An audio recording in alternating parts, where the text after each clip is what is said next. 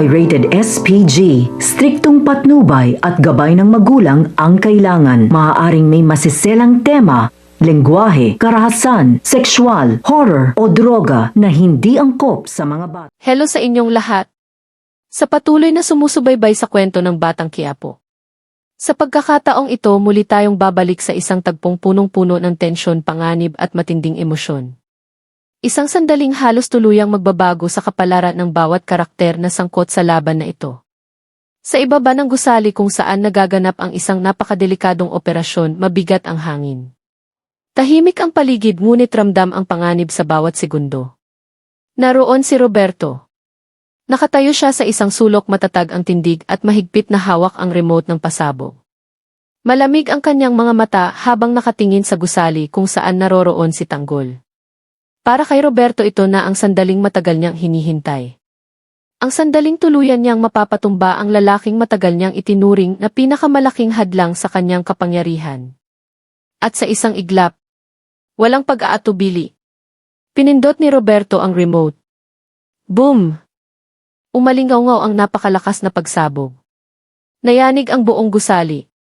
Ang mga pader ay gumuho, ang mga salamin ay nagkalasog-lasog at ang makapal na alikabok ay kumalat sa hangin na parang ulap ng kamatayan. Sa loob lamang ng ilang segundo ang gusaling iyon ay tila naging libingan ng sinumang nasa loob. Marami ang naniwala na wala nang makakaligtas. Lalo na si Tanggol. Ngunit si Tanggol ay hindi basta sumusuko sa kapalaran. Sa gitna ng nagliliyab na mga debris at bumabagsak na bahagi ng gusali, ginamit niya ang bawat lakas, bawat bilis, bawat instinct na mayroon siya upang makaligtas. Parang isang mandirigma na ayaw magpatinag sa tadhana. Sa isang halos hindi kapanipaniwalang galaw, nakaiwas si Tanggol sa pinakamalalang bahagi ng pagsabog. Lumundag siya mula sa isang bahagi ng gusali papunta sa mas ligtas na lugar, habang sa likuran niya ay patuloy na nilalamon ng apoy at abo ang buong istruktura. Pagbaba ni Tanggol mula sa halos wasak na gusali, agad niyang nakita si Roberto. Nakatayo pa rin ito sa labas. At sa sandaling iyon, wala nang pag-aalinlangan si Roberto. Itinaas niya ang kanyang baril. At pinaulanan ng bala si Tanggol. Sunod-sunod na putok ang umalingaw-ngaw sa paligid. Ngunit kahit pagod, kahit sugatan mula sa pagsabog, na natiling mabilis ang kilos ni Tanggol. Parang kabisado niya ang galaw ng kanyang kalaban. Isa-isa. Naiwasan niya ang bawat bala. Hanggang sa dumating ang sandali ng pagganti. Itinaas ni Tanggol ang kanyang baril. At nagpaputok. Ang mga bala ay tumama eksakto sa target. Si Roberto, na ilang sandali lamang ang nakalipas ay puno ng kumpiyansa, ay biglang natigilan. Sunod-sunod na bala ang tumama sa kanyang katawan. Unti-unti siyang napaatras. Hanggang sa tuluyan siyang bumagsak sa lupa. Sa wakas natapos ang mahabang hidwaan sa pagitan ni Tanggol at Roberto. Ngunit hindi pa tapos ang laban. Agad na hinanap ni Tanggol ang isa pang matinding kalaban, si Ergor. Sa ibang bahagi ng lugar, nagaganap na pala ang isang mabangis na komprontasyon. Si Mertes. Matagal nang may kinikimkim na galit kay Ergor. At sa sandaling iyon, nakikipagbuno siya dito ng buong lakas. Sa gitna ng kanilang matinding pag-aaway, nagawa ni Mertes ang isang desperadong hakbang. Kinagat niya si Ergor sa braso. Isang huling pagtatangka upang mapigil ang kalaban. Ngunit lalo lamang nagalit si Ergor. Sa matinding galit, sinuntok niya si Mertes ng buong lakas. Napakalakas ng tama. Agad nawala ng malay si Mertes at bumagsak sa lupa. At sa mismong sandaling iyon, dumating si Tanggol. Nakita niya ang nangyari. Hindi siya nagdalawang isip. Humakbang siya pasulong at hinarap si Ergor. Nagkatitigan ang dalawa. Parehong puno ng galit. Parehong puno ng determinasyon. Ilang segundo ng katahimikan ang lumipas. Bago sila sabay na sumugod sa isa't isa. Nagpalitan sila ng suntok. Walang pakialam sa sakit. Walang pakialam sa pagod. Bawat tama ay puno ng galit na matagal ng kinikimkim. Ngunit sa gitna ng kanilang laban, napunta sa alanganing posisyon si Tanggol. Nasa ibaba siya. Habang si Ergor ay nasa mas mataas na bahagi ng lugar. Isang maling galaw lamang at maaaring tuluyang malagay sa panganib ang buhay ni Tanggol. Ngunit sa sandaling tila mawawala na ang pag-asa. Biglang nagkamalay si Mertes. Kahit nahihilo pa kahit nanghihina mula sa matinding suntok ni Ergor, pinilit niyang tumayo. At nang makita niyang nasa panganib ang kanyang anak na si Tanggol, nawala ang lahat ng takot niya. Sa huling lakas na natitira sa kanyang katawan sumugod si Mertes. Sinugod niya si Ergor mula sa likuran dahilan upang mawalan ito ng balanse. Dahil sa ginawa ni Mertes nagkaroon ng pagkakataon si Tanggol na makabangon at makaiwas sa mapanganib na sitwasyon. Matapos mapigil si Ergor agad na lumapit si Mertes kay Tanggol. At nang makita niyang buhay ang kanyang anak, hindi niya napigilan ang kanyang emosyon. Mahigpit niyang niyakap si Tanggol. Nanginginig ang kanyang katawan. Si Mertes na matagal nang nag-aalala para sa kaligtasan ng kanyang anak ay tuluyang napaiyak. Ang mga luhang iyon ay hindi lamang dahil sa takot na halos mawala si Tanggol, kundi dahil sa matinding pagmamahal ng isang ama na handang ibigay ang lahat para sa kanyang anak. Si Tanggol, kahit sugatan kahit pagod ay gumanti ng yakap sa kanyang ama. Hindi nagtagal. Dumating ang mga pulis sa pamumuno ni Mando. Agad nilang kinontrol ang sitwasyon at tinulungan si Tanggol. Habang akay-akay nila si Tanggol palabas ng lugar, marami ang nag-aalala. Marami ang naniniwala na tuluyan na siyang nawalan ng malay. Ngunit bigla, nagmulat ng mata si Tanggol. Napatingin ang mga pulis. Napatingin si Mando. Napatingin si Mertes. Punong-puno ng gulat ang kanilang mga mukha.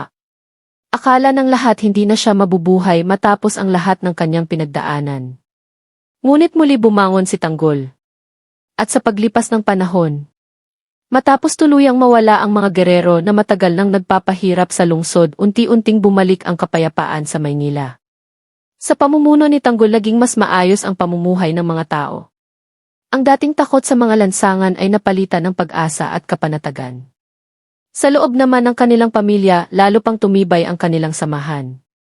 Si Mertes at ang matapang na si Lola Tinding ay hindi maitago ang kanilang kaligayahan nang makita nilang natagpuan ni Tanggol ang tunay na pagmamahal. Sa wakas, nagkatuluyan si Tanggol at ang babaeng matagal nang nasa kanyang puso, si Punggay. Samantala si Mando ay unti-unti ring naging malapit sa pamilya ni Tanggol. Sa katunayan nagsimula na rin siyang manligaw kay Mertes. Sa bawat pagbisita niya sa kanilang bahay makikita ang paggalang at pag-aalaga niya sa pamilya ni Tanggol. Ngunit kahit bumalik na ang katahimikan sa Maynila, hindi ibig sabihin ay tuluyan nang nawala ang mga anino ng nakaraan. May mga sugat na hindi agad naghihilom at may mga alaala na patuloy na bumabalik kahit pilitin mang kalimutan. Isang gabi, habang tahimik ang paligid sa bahay ni Tanggol, nakaupo siya sa labas ng kanilang maliit na bakuran. Tahimik niyang pinagmamasdan ang kalangitan. Sa kanyang isip, bumabalik ang bawat laban na kanyang pinagdaanan, ang pagsabog, ang pakikipaglaban kay Roberto, at ang huling komprontasyon kay Ergor. Lumapit si Punggay sa kanya. Tahimik itong umupo sa tabi niya. Napansin ni Punggay ang bigat sa mukha ni Tanggol. Kahit tapos na ang digmaan sa lungsod, alam niyang may bahagi pa rin ang puso ni Tanggol na patuloy na lumalaban sa mga alaala ng nakaraan. Mahinang hinawakan ni Punggay ang kamay ni Tanggol. Hindi mo na kailangang pasanin lahat mag-isa, mahina niyang sabi. Napatingin si Tanggol sa kanya. Sa mga mata ni Punggay, nakita niya ang kapayapaan na matagal na niyang hinahanap. Ngunit bago pa siya makasagot, lumabas mula sa loob ng bahay si Lola Tinding. Hoy kayong dalawa, sabi niya habang nakangiti. Kung gusto ninyong magmuni-muni, bukas na lang. Halika na kayo sa loob. May hapunan na. Napangiti si Tanggol. Sa unang pagkakataon matapos ang napakahabang laban, naramdaman niyang may tahanan siyang babalikan. Sa loob ng bahay, abala si Mertes sa paghahain ng pagkain sa mesa. Nang makita niyang pumasok sina Tanggol at Punggay, napangiti siya ng maihalong pag-aalala.